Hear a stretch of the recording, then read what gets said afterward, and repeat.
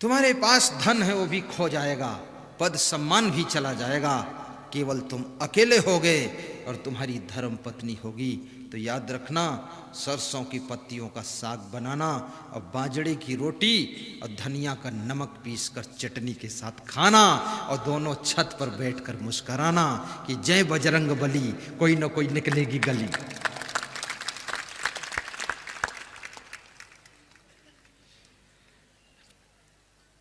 कभी घबराना मत।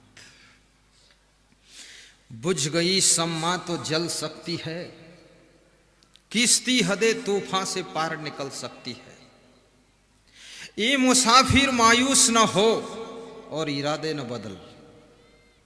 बुझ गई सम्मा तो जल सकती है, किश्ती हदे तूफान से पार निकल सकती है।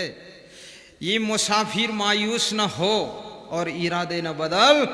तकदीर किसी भी वक्त बदल सकती है, तकदीर किसी भी वक्त बदल सकती है।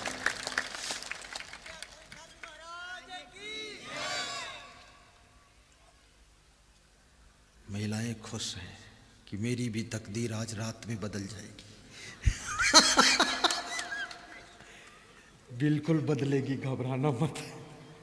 हाँ, मैं ऐसे ही बटन दबाऊंगा, सबकी तकदीर बदल दूंगा, मकान बदल दूंगा, गाड़ी बदल दूंगा, साड़ी बदल दूंगा, पर लाड़ी वही रखूंगा।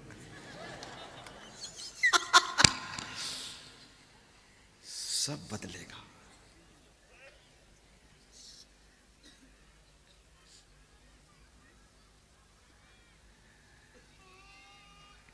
याद रखना,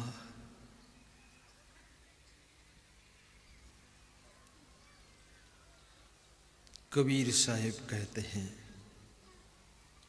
जैसे शरीर कितना सुंदर हो लेकिन शरीर में जान ना हो तो शरीर बेकार है। मोबाइल कितना सुंदर हो, बैटरी चार्ज ना हो तो मोबाइल बेकार है। बात कैसे कराएगा? और कपड़े कितने सुंदर हो, यदि साफ ना हो तो कपड़े बेकार है, गंदगी लगी। गाड़ी कितनी सुंदर हो, उसमें तेल और गैस ना हो तो गाड़ी कैसे चलेगी, वो बेकार है। ऐसे हमारा मकान सुंदर हो, घर सुंदर हो, धन सुंदर हो, लेकिन जीवन में भक्ति ना हो तो पूरी जिंदगी बेकार है, पूरी जिंदगी बेकार है। भोजन कितना कीमती बना हो, लेकिन भोजन में नमक ना पड़ा हो तो क्या टेस्ट आएगा? नहीं आएगा। थोड़ा सा नमक डाल दो, भोजन स्वादिष्ट हो जाता है। जिंदगी में सब सुंदर हो लेकिन भक्ति का नमक ना पड़ा हो तो जिंदगी में भी टेस्ट और आनंद नहीं आता है। इसलिए भक्ति करो। कल 165 माताओं बहनों ने, पुरुषों ने गुरु नाम लिया। आज भी गुरु नाम ले लेना, गुरु से जुड़ जाना। हमारे श्री संजय पंड्या इंडिया 24 न्यूज़ से, रेड टीवी से जीतू वरोला कह रहे थे, गुरुदेव इतने लोग सत्संग सुनते हैं तो क्या सब बराबर सुधर जाते हैं? बड़ी अच्छी बात। तो मैंने उनको बहुत अच्छा जवाब दिया। मैंने कहा, कितने बच्चे स्कूल में पढ़ते हैं तो क्या बराबर डिवीजन ले आते हैं? कितने रोगी हॉस्पिटल में इलाज करते हैं, क्या बराबर अच्छे हो जाते? कुछ वहीं भी मर जाते हैं। तो डॉक्टर क्या करे? शिक्षक क्या करे? शिक्षक तो सब बच्चों को बराबर पढ़ाता है, गुरु तो सब श्रोताओं को बराबर सुनाता है, लेकिन कोई ज्यादा कैच करता है, कोई कम कैच करता है, कोई ज्यादा उतारता है जीवन में, कोई कम उतार पाता है। लेकिन सबका उद्देश्य है कि हम भी जीवन को बदलेंगे। इसलिए गुरु के चरणों में आते हैं, आज नहीं तो कल, और कल नहीं तो अगले जन्म तक बदल ही जाएंगे।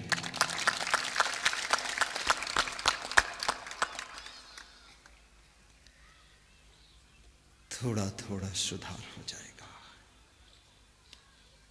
आज व्यास गादी के सम्मुख सब माताओं से कहूंगा, एक चीज दान कर देना। जिनका स्वभाव जिद्दी हो, हठी हो, अपने पति से कभी कभी कहती हूं ऐसा करो नहीं तो फाइनल कर दूंगी।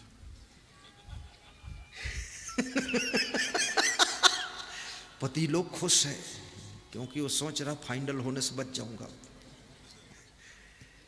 उन माताओं बहनों से कहना है कि अपना जिद और हठ का स्वभाव आज दान कर देना, बिल्कुल सरल हो जाना।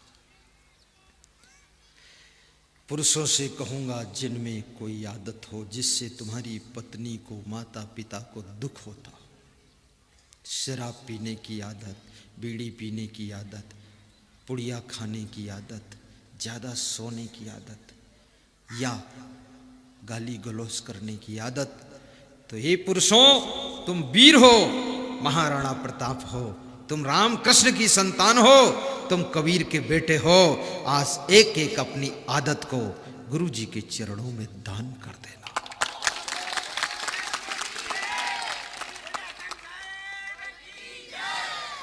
आज बहुत ढेर सारा दान मिलेगा क्योंकि दान के नाम पर जय जयकार हो रही है। और मैं आपसे ये भी कहूंगा, यदि आदमी अपनी गलती को पकड़ ले, अपनी कमी को समझ ले, तो वो आदमी एक दिन बहुत महान बन सकता है। पर इस दुनिया के अंदर सबसे विचित्र बात यह है, अपनी गलती दिखाई नहीं देती है और दूसरों की अच्छाई दिखाई नहीं देती है, इसलिए जिंदगी भर खटर पटर होता रहता है। अपनी गलती भी देखो। कबीर साहब से किसी ने पूछा कि समाज में, परिवार में कैसे रहना चाहिए, तो कबीर साहब ने एक बड़ी महत्वपूर्ण बात कही है कि कबीर हम सबते बुरे, हमते भल सब कोय, जिन ऐसा कर जानिया मीत हमारा सोय। कबीर साहब कहते हैं मैं सबसे बुरा हूं, मेरे से सब भले लोग हैं, और जो ऐसा समझ ले वो मेरा मित्र है, मेरा भक्त है। सासू को चाहिए कि अपनी लाड़ी में अच्छाइयों को देखे। हर लाड़ी में कुछ कमी है, हर सासू में कुछ कमी है। तुम्हारी लाड़ी भोजन अच्छा बनाती है, बर्तन अच्छा धोती है, घर को साफ रखती है, लेकिन थोड़ा सोती ज्यादा है। सुबह 1 घंटे देर में उठती है, एक कमी है उसमें। लेकिन बाकी सब अच्छाइयां हैं, जब उठती है तो फटाफट काम निपटाती है। एक कमी के कारण कहीं उस प्यारी बहू को खो न देना, इस बात को याद रखना। खटमल के कारण खाट नहीं फेंकी जाती है, खटमल के कारण खाट नहीं फेंकी जाती है, चूहों के कारण घर नहीं छोड़ा जाता है, एक कमी के कारण लाड़ी को घर से भगाया नहीं जाता है।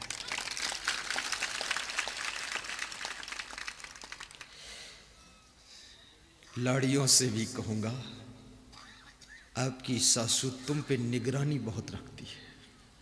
सासुएं सीआईडी इंस्पेक्टर हैं,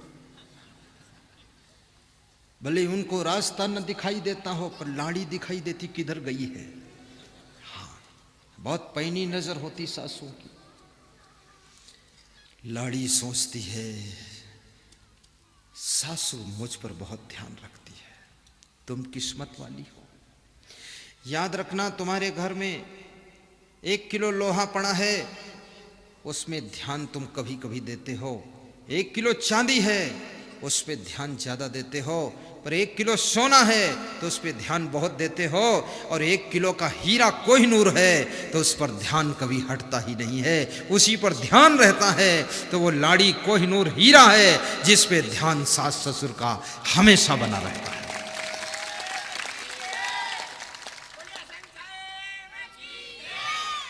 ये गांव धन्य है, पाटन धन्य है। यहाँ का अनुभव मैं कहता हूँ, मैंने बहुत जगह सत्संग किया हूँ, लेकिन पाटन में ऐसा नहीं लगता है कि केवल रंगलाल के मेहमान आए हैं। मुझको तो ऐसा लगता है कि पूरा पाटन ही रंगलाल बन गया है, रंगलाल बन गया।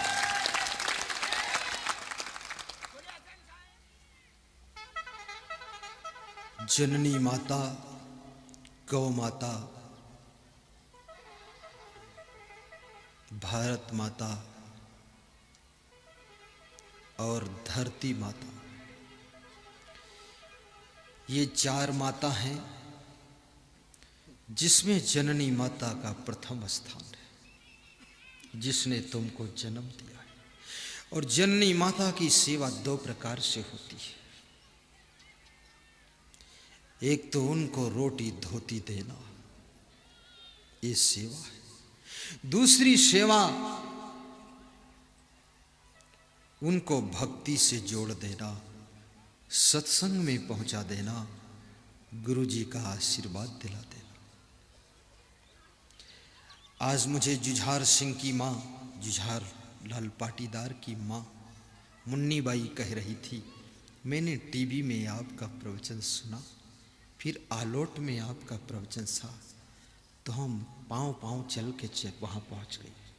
इनको टाइम नहीं था तो मैं पैदल चली आलोट, वहाँ सुना, फिर अपने बेटे से कहा, पति से कहा कि ये गुरु जी को अपने यहाँ भी बुलाओ, पाटन में बुलाओ, हम दूसरी जगह चल करके सुनने जाएं, अपने यहाँ बुलाओ, यहाँ दूसरे लोग चल कर आकर सुने तो हमें खुशी होगी। तो मेरे पति ने, मेरे पुत्र ने मेरी बात मानी और आपको निमंत्रण देकर बुलाया और आज हमको दर्शन करा दिया। जय। वह पुत्र तो बहुत निकृष्ट है, वह पति भी निकृष्ट है जो अपनी पत्नी को, वह पुत्र जो अपनी मां को रोटी धोती भी न दे पाए। लेकिन वह पुत्र महान है, वह पति महान है जो अपनी पत्नी के इशारे से किसी महान संत को बुलाकर लाखों रुपए खर्च करके 20,000 श्रोताओं की सेवा करके सबको दर्शन करा दे, वह पति भी महान है। प्रथम सेवा जननी माता की करना, कभी उनसे विमुख ना होना, वे नाराज हो जाएं तो मनाने की कोशिश करना। मैं बुजुर्ग माँ बाप से भी कहूँगा, सास ससुर से कहूँगा, अगर बेटे बहू से कोई भूल हो जाए, गांठ बनाकर मत रहना, उनकी भूल को भूल जाना, आखिर तुम्हारे ही तो बेटे हैं, उनको क्षमा कर देना और उनके घर जाकर के चाय पी लेना, थोड़ा मुस्करा देना, कहना मेरी लाड़ी तू बहुत अच्छी है, ऐसा बोल देना।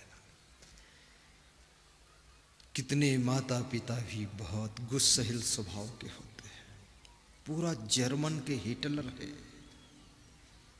बिल्कुल जर्मनी पानी चढ़ा है, सन सन सन सन फन फन फन फन। एक बूढ़ा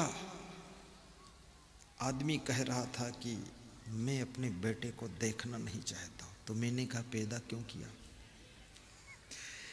तो बोला पैदा इसलिए किया था कि अच्छा निकलेगा, पर बुरा निकल पड़ा। तो हमने कहा केले से केला होता, गन्ने से गन्ना होता है, तो ये बुरे से ही बुरा निकला होगा। बोला तुम भी उसी के पक्ष में बोलते हो। मैंने कहा निष्पक्ष बात है। तो मैंने कहा केवल बुराइयां मत देखो, थोड़ा गुण भी देख लो बेटे के। और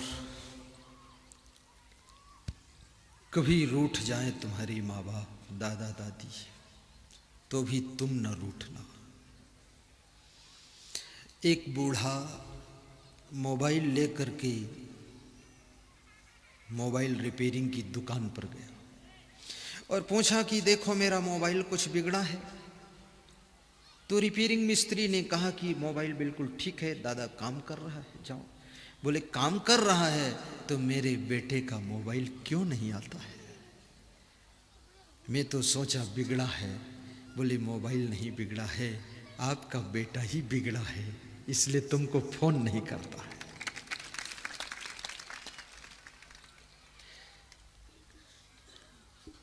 अगर तुम बाहर रहते हो, कभी कभी अपने माँ बाप को भी फोन कर देना। भाई को भी फोन कर देना। अगर संत बन गए हो तो अपने गुरु को बात कर लेना, प्रणाम कर लेना। संत के लिए गुरु ही माता पिता है। तुमेव माता च पिता तुमेव। अगर संत होने के बाद वो अपने घर परिवार में भाई बहन से ज्यादा बात करता है तो समझ लो उसका शरीर तो संत में है लेकिन उसका मन वहीं लगा हुआ है। ज्यादा वहां बात मत करो। क्या करना है? खुसर फुसर खुसर फुसर। तुम संत बन गए हो, धर्म की जिम्मेदारी तुम्हारी है। सब तरफ से तागे तोड़ करके अब धर्म की रक्षा के लिए झंडा उठा लीजिए।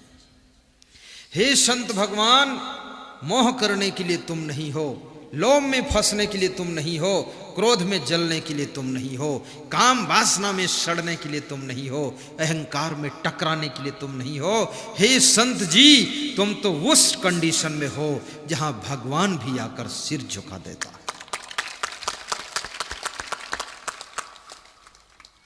नौधा भक्ति में जब सातवीं भक्ति का वर्णन राम जी सेवरी से कर रहे हैं, क्या सुना रहे हैं?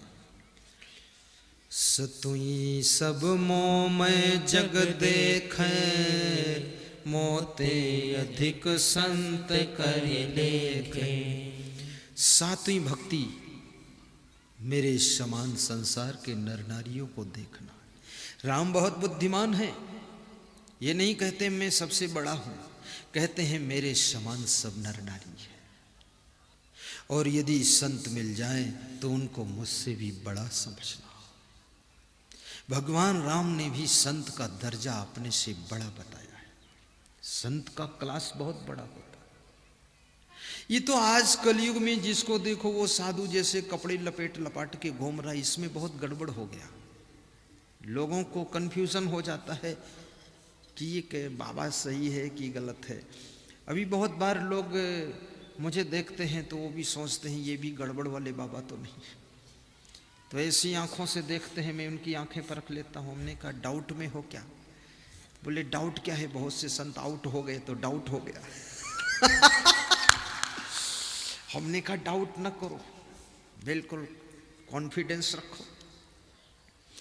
बोले आप तो अच्छे हैं, टीवी में आते हो, मेरे मम्मी पापा सुनते हैं, मैं भी कभी कभी सुनता हूँ। तो हमने कहा फिर ऐसी नजरों से क्यों देखते हो? बोले क्या करूं, गधी ने लात मारा तो गाय के पास भी डर लगता है। संत की पहचान करो। और हर व्यक्ति को अपने नाम के आगे संत शब्द लिखना भी नहीं चाहिए। अगर आप गृहस्थ आश्रम में हैं, कथाकार हैं, कथा कहते हैं, आप कथाकार लिखिए, कथावाचक लिखिए, आप परम भक्त लिखिए, आप अपने को महान भक्त लिखिए। लेकिन संत लिखना है तो संसार के भोग और मोह को त्याग कर अब तुम्हारा कोई एक घर नहीं होना चाहिए और ना एक आपका कोई परिवार होना चाहिए। संसार के सब घर तुम्हारे घर हो और सभी परिवार तुम्हारे परिवार हो।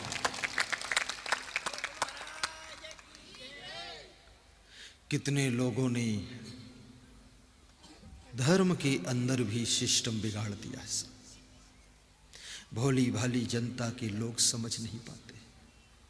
संत तो जितेंद्री हो, ब्रह्मचारी हो, सदाचारी हो, शाकाहारी हो, सद्गुण संपन्न हो, साधु हो, महात्मा हो, गृहस्थ ना हो, शादीवादी कुछ नहीं, केवल अकेला हो, जिसकी जिंदगी अब किसी एक के लिए नहीं है, जिसकी जिंदगी अब पूरी संसार